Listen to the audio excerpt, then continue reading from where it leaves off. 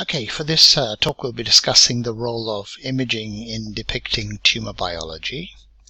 Here are my disclosures.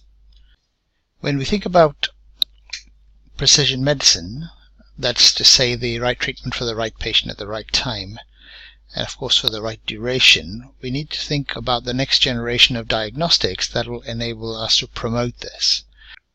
These next generation diagnostics allows us to pick the right treatment depending on the molecular pathology. But these next generation diagnostics also gives us a measure of tumor activity, and a principal measure of tumor activity is of course imaging. Imaging can be repeated at various times, and that enables us to see if there is no treatment response, primary resistance, whether there is stability of disease, and then secondary resistance. Hopefully, these measures of tumor activity enable us to pick a tumor progression at an earlier time point, at which point we can change treatment and then repeat with further treatments as the patient progresses. And this allows us to keep patients as well as possible for as long as possible. So precision oncology requires the detailed knowledge of the changing biology of tumors and, of course, at the organism level, and biopsies, particularly liquid biopsies, are limited for heterogeneous response assessments. This is the chief advantage of functional and molecular imaging because it provides a non-invasive, invasive, and a quantitative measure of the changing in situ biology, allowing the biology and the response to be serially assayed as the patients progress. So functional imaging techniques can become biomarkers not only of therapy efficacy but also of prognosis and sometimes theragnostics. So by the time we see such huge amounts of tumor from metastatic prostate cancer, we know that the cancer has acquired several of the hallmarks of cancer, which include sustained proliferation, resisting cell death, avoidance of immune destruction, angiogenesis, and dysregulated cellular metabolism. We have to remember that many of these hallmarks are also targets for anti-cancer therapy. Now, mutations in multiple regulating genes are required for cancer hallmarks to develop. The temporal order in which the hallmarks of cancer are acquired differ between hereditary and sporadic cancers. Genomic instability tends to be the major driver of hereditary cancers, after which other hallmarks develop. The temporal order in sporadic cancers is in fact quite different. Dysregulation of the growth signaling can be the initiating event, which can then lead subsequently to genomic instability via DNA damage and tumor growth because of p53 loss. This in turn can drive the emergence of other hallmarks of cancer. I wanted to illustrate to you the concept of cumulative mutations within pathways that normally control cell proliferation. This is data that's recently been published showing you how mutations accumulate with advancing prostate cancer. So at the top you'll see this is locoregional disease, this is castrate-naive prostate cancer, and this is metastatic castrate-resistant prostate cancer. You can see a number of commonly mutated genes, and you can see how these genes are grouped according to cellular pathways. Before looking at this in more detail, just look at how many more mutations occur from left to right as disease progresses from locoregional disease to the metastatic castrate-resistant state. Now let's just zoom down at the top. Here you'll see that the androgen receptor pathway mutations are only found in 2% of patients who have locally advanced disease, But look what happens in the metastatic castrate-resistant state. It goes up to 52%. So this is due to androgen deprivation therapy that we use in the castrate-naive state. And if you look at TP53, which we've already discussed, you can see it starts off at 27% and then increases to about 50%. So you see how multiple mutations occur over time in different pathways. One of the most important is in the DNA repair defect pathway. In fact, it turns out that DNA repair defects occur in about 20 to 25% of patients in the castrate-resistant state. And this opens up new avenues for treatment, for example with PARP inhibitors, which we'll talk about later, but also platinum chemotherapy and immunotherapy. And of course the role of imaging, and you'll see that shortly, is to localize areas where you can obtain a biopsy before you start treatment, at therapy resistance, and to monitor therapies. However, it's also important to remember that tumor development itself and the therapies given can create bottlenecks, which then can modify the clonal composition, resulting in the emergence of multiple resistance cells. And this is nicely shown in this cartoon, where you can see that treatment causes the tumor to reduce in size, but then you can get emergence of new clones which can then take over when the tumor subsequently grows. We also have to remember that mutations also occur in other cellular machinery that's needed not only for growth and progression, but also for therapy resistance and metastasis development. These biological processes that allow tumor progression and spread include mutations developing in metabolic pathways, in angiogenic pathways, as well as in survival pathways. Bottom line, multiclonal proliferation is a key cancer hallmark required for metastases to occur. So can we see evolution happening with imaging? Take a look at this video. So what we ended up building was basically a petri dish, except that it's 2 feet by 4 feet. And the way we set it up is that there are 9 bands, and at the base of each of these bands, we put a normal petri dish thick agar with different amounts of antibiotic. On the outside, there's no antibiotic. Just in from that, there's barely more than the E. coli can survive. Inside of that, there's 10 times as much, 100 times, and then finally the middle band has 1,000 times as much antibiotic. And then across the top of it, pour some thin agar that bacteria can move around in. The background is black because there's ink in it, and the bacteria appear as white. First, you see they spread in the area where there's no antibiotic, up until the point they can no longer survive. Then a mutant appears on the right. It's resistant to the antibiotic, it spreads, until it starts to compete with other mutants around it. When these mutants hit the next boundary, they too have to pause and develop new mutations to make it into 10 times as much antibiotic. And then you see the different mutants repeat this at 100.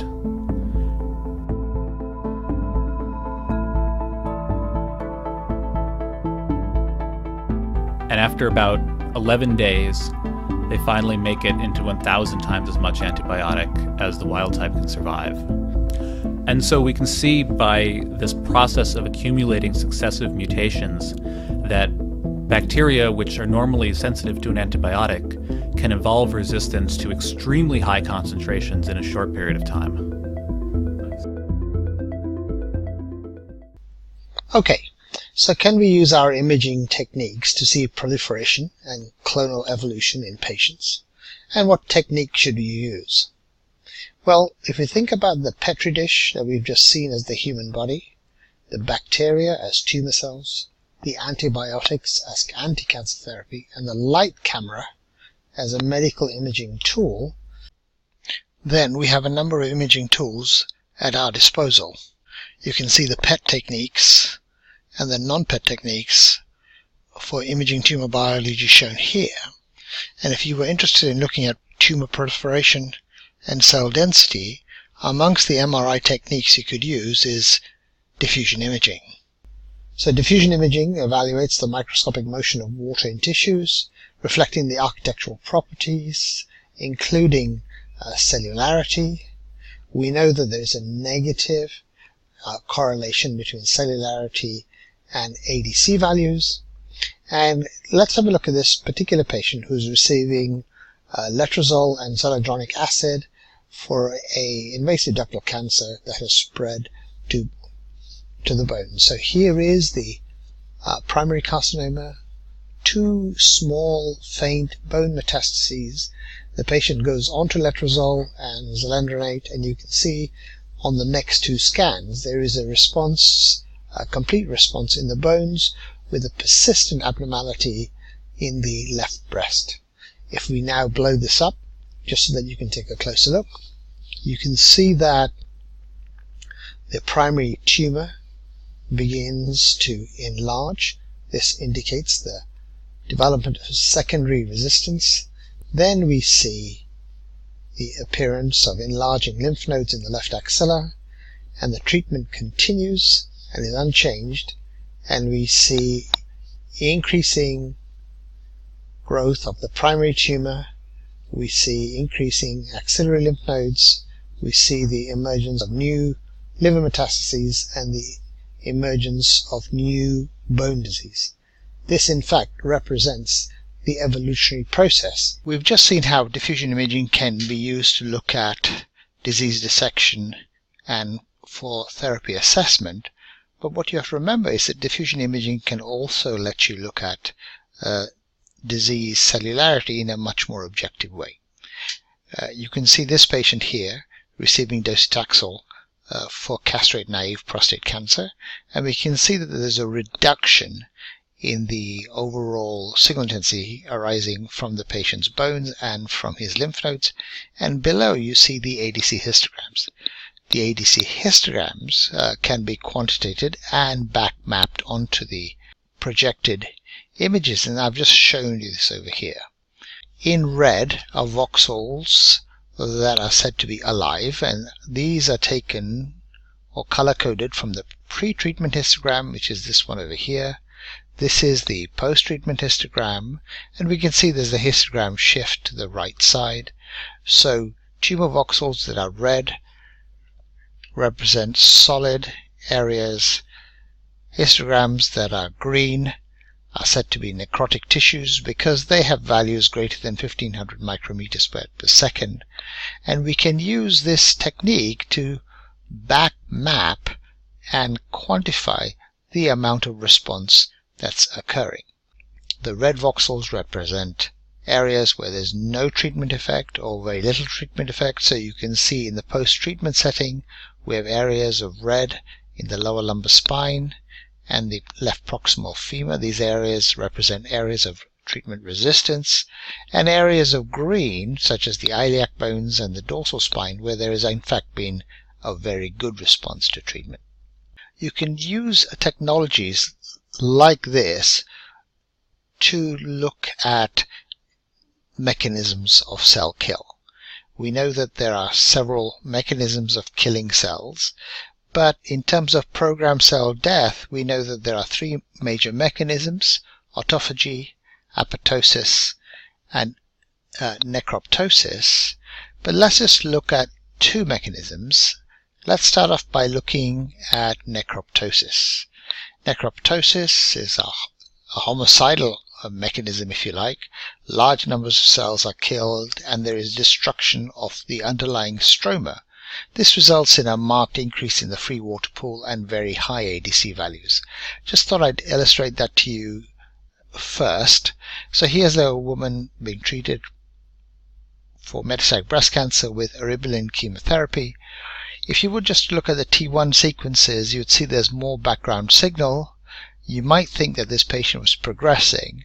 Here is the corresponding T2 weighted images, But on the diffusion imaging, you can see that this patient is clearly responding. There is a reduction in overall signal intensity before and after eribulin treatment.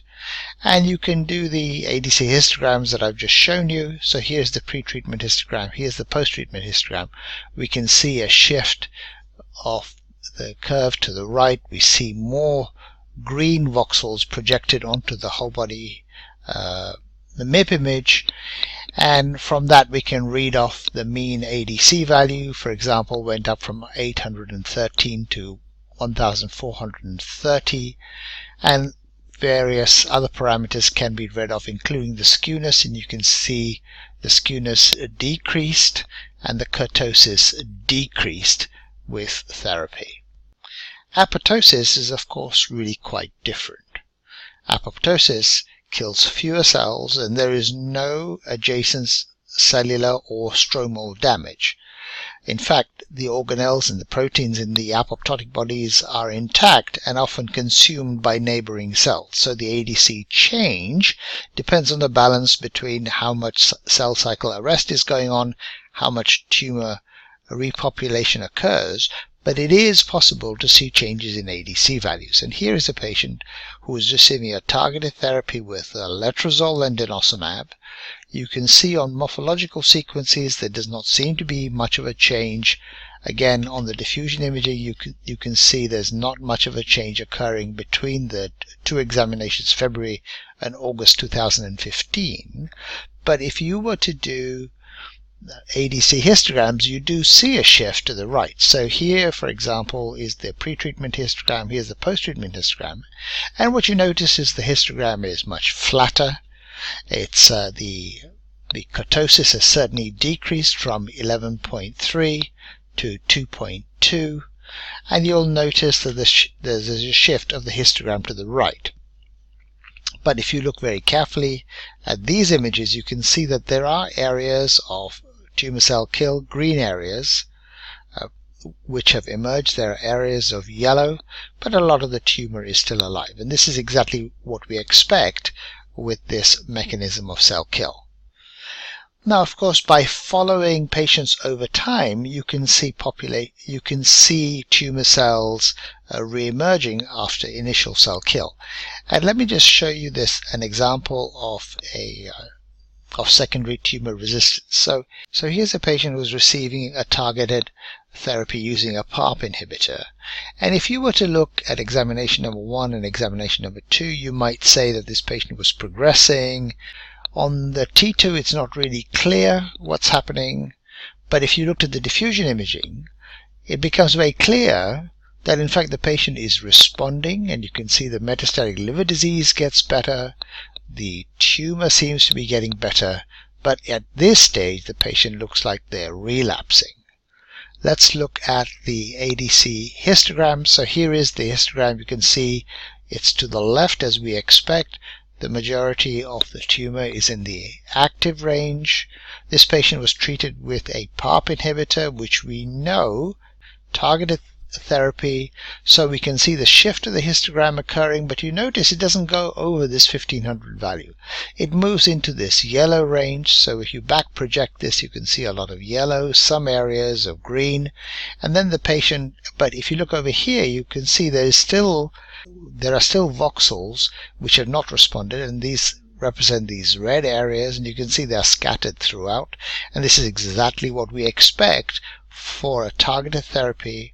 Unfortunately, the patient relapses, and you can see how the histogram comes back on examination number 3, and we see a lot more red colors on the third examination. If you want to see more illustrations of this kind of effect, please take a look at this YouTube video, which describes a patient in much greater detail.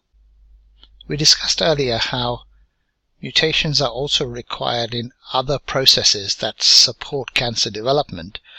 We talked about metabolic changes and angiogenic changes, and we know that angiogenesis is stimulated by the presence of hypoxia, which then leads to hyperperfusion, and it's this perfusion of the tissues that allows proliferation to occur and eventually dissemination. We know that anti-angiogenesis therapies are useful in the clinic.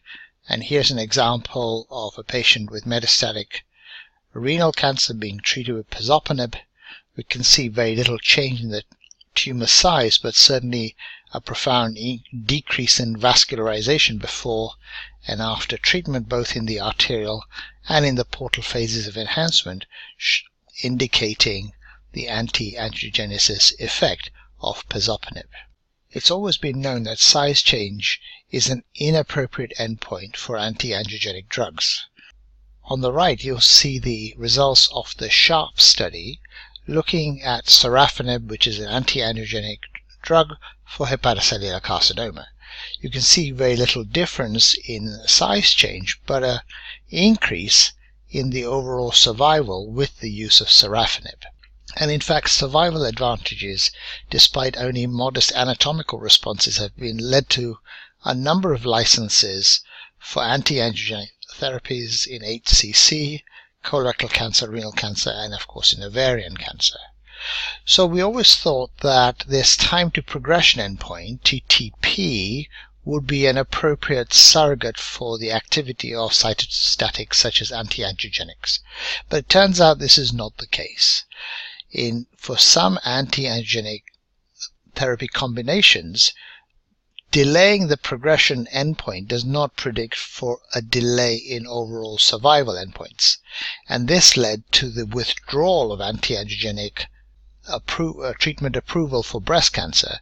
Bottom line is that we need to develop better markers of patients who are going to benefit in terms of survival and symptom control, and those who will experience harm for cytostatics such as anti-angiogenic drugs.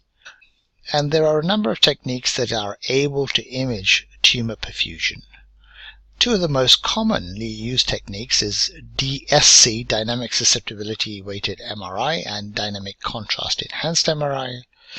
The more commonly used technique is this technique that I've illustrated on the left-hand side, which is a T1 technique showing Dynamic Contrast Enhanced MRI.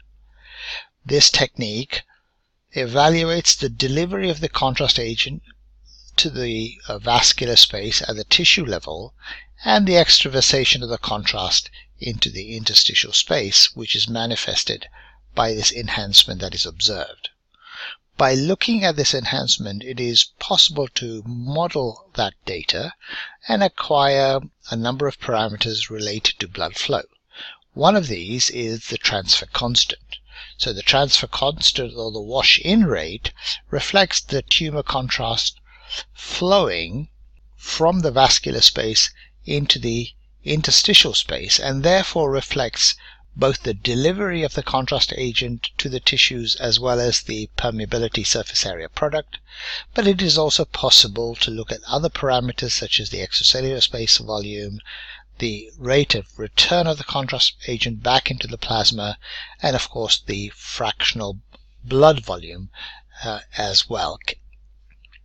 Now, if you look at anti-angiogenic drugs, you'll see that there are two major mechanisms that we need to be aware of. There's the vascular disruptive agents, which have been licensed, for example, for thyroid cancer, but the dominant effect is via anti-angiogenic pathways that affect vascular endothelial growth factor, and this results in vascular normalization. I just thought I'd illustrate the vascular normalization effect of anti-VEGF therapies with this animal experiment. So here you'll see a tumor before anti-angiogenic therapies, and once anti-angiogenic therapies are given, you can see that there is devascularization in the center of the tumor. But if you look at the margins of the tumor here, you'll see that there are less anti-angiogenic effects in the periphery, and this has been shown in a number of animal experiments. Now, can we see this sort of thing in humans? The answer is yes, if you look carefully. So here is anti-angiogenic therapy being used for glioblastoma. This is not a recognized indication at this time. This is pre-treatment. This is after 10 days. And if you look at this area over here, you'll see that that area in 10 days disappears. So this represents the anti-angiogenic effect, and in fact if you look at the T1 post-contrast enhancement, you can also see the anti-angiogenic effect very obviously. But if you look at this area here where there are more mature vessels, you see these vessels don't change, and so these vessels here are in this area of non-enhancement, nevertheless representing tumor, which you can see visible on the T2 sequences. Finally, let us discuss metabolic reprogramming, which we know is an early step in carcinogenesis. The metabolic needs of normal tissues and proliferating tumor cells is of course quite different. Cancer cells have to accumulate metabolites to support tumor growth. So there are changes that occur in energetic stress responses and of course tissue-specific biochemistry. It turns out that the oncogenes that promote cellular proliferation are the same genes that are involved in the metabolic transformation of cells. And when you look at where metabolic reprogramming occurs, you see that there is increased anaerobic glycolysis, there are changes in the pentose phosphate pathway, there is increased serine biosynthesis, and of course changes in glutamine metabolism also.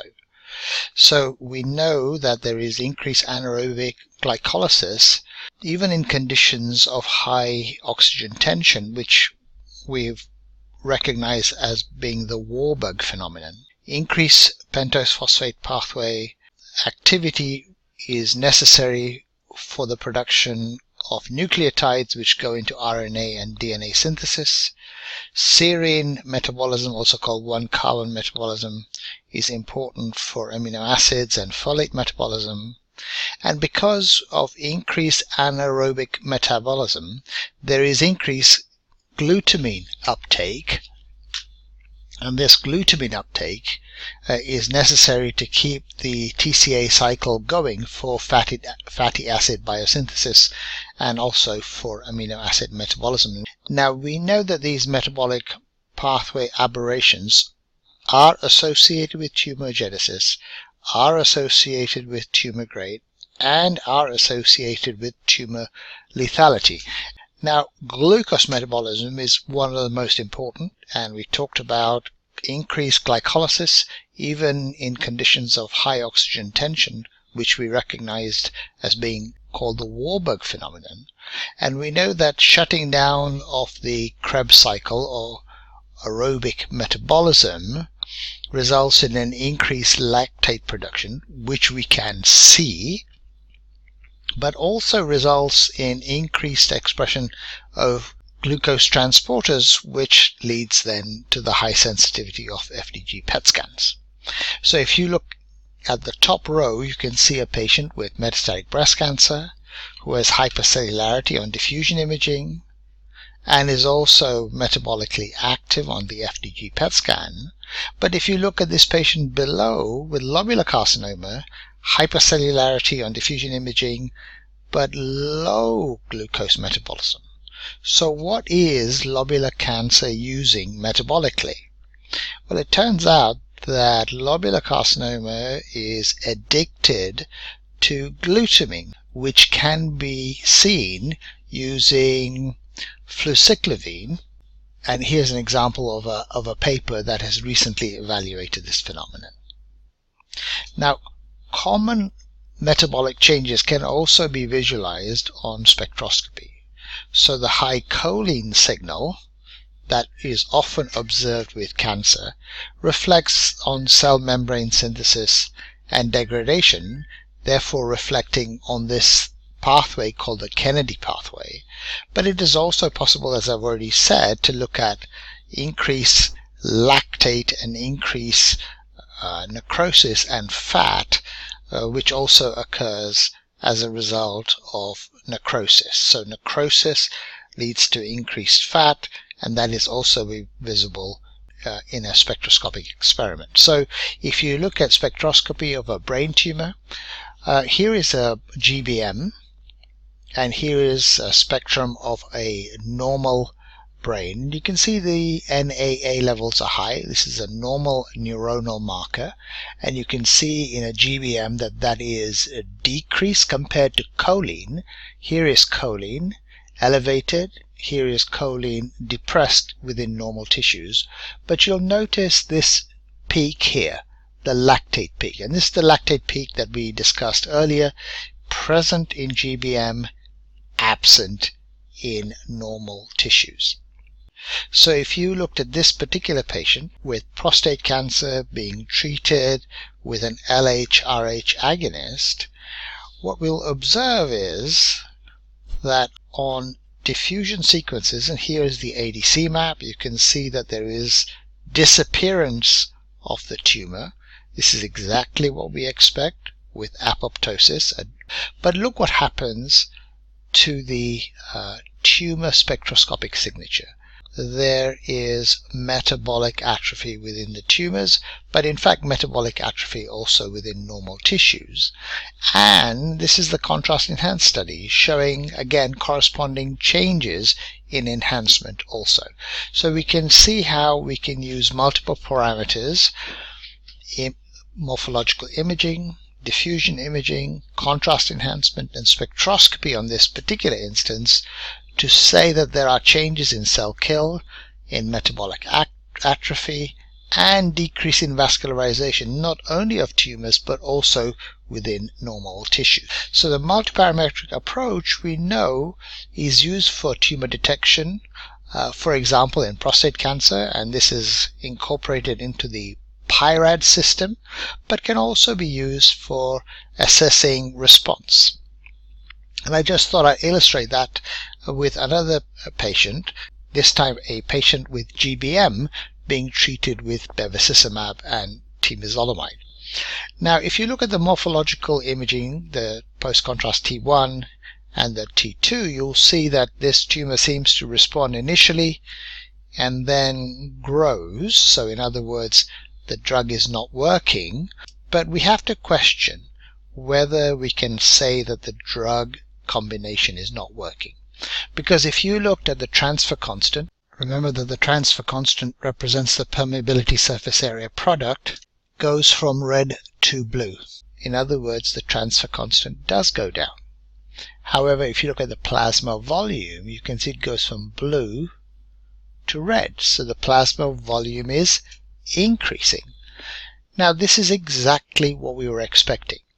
From a drug development perspective, this drug works because Avastin is meant to reduce permeability, and you'll see that the transfer constant goes down, and it is supposed to cause vascular normalization. And here you can see the blood plasma flow, the blood volume has increased.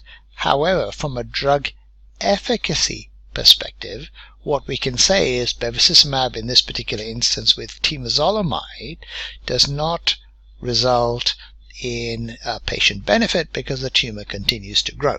So you can see how we're using multiparametric imaging to give us a different perspective, whether it be from a drug development perspective or a clinical efficacy perspective. There are 4 key professional challenges that we face when looking at multiparametric imaging in cancer. First of all is the integration of multiple spatially heterogeneous imaging biomarkers, all of course obtained in 3D at multiple time points. And this can get quite complicated and is clearly a case for using artificial intelligence and deep learning. We also need to develop a better understanding of the biology behind the image, and this is the field of radiomics, radiogenomics, and radiometabolomics, and is an area that is developing. We also need to think about how we deal with heterogeneity that exists between lesions, between patients, and over time, and I've shown you a number of cases where we've seen heterogeneity of response. Finally, we need to think about developing roadmaps for the incorporation of multiparametric imaging biomarkers so they're qualified and fit for drug development and for aiding in precision oncology developments. Roadmaps are already now beginning to emerge, showing us how this might be undertaken in the future, and here's a key article that was published recently.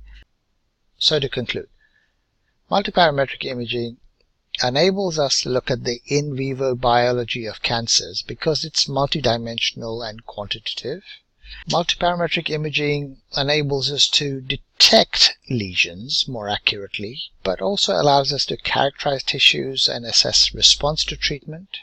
Clearly, high-precision oncology will require appropriately validated imaging biomarkers, and this will include multiparametric imaging.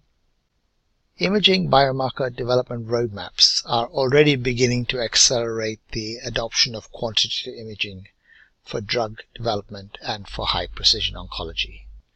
I hope you enjoyed this talk. Feel free to leave me some comments. Thank you very much. Bye-bye.